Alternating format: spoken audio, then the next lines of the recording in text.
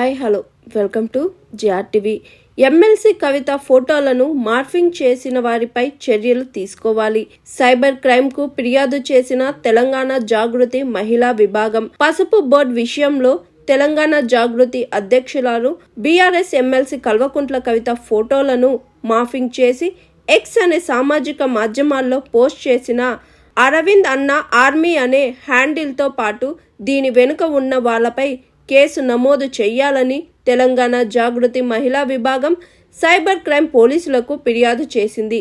ఈ మేరకు సోమవారం నాడు మేడ్చల్ జిల్లా తెలంగాణ జాగృతి మహిళా అధ్యక్షురాలు కార్పొరేటర్ లలితా యాదవ్ ఆధ్వర్యంలో పలువురు సైబర్ క్రైమ్ పోలీసులను కలిసి ఫిర్యాదు పత్రాన్ని అందజేశారు. ఫోటోలు మార్ఫింగ్ చేసిన వారిపై కఠిన చర్యలు తీసుకోవాలని పోలీసులను కోరారు.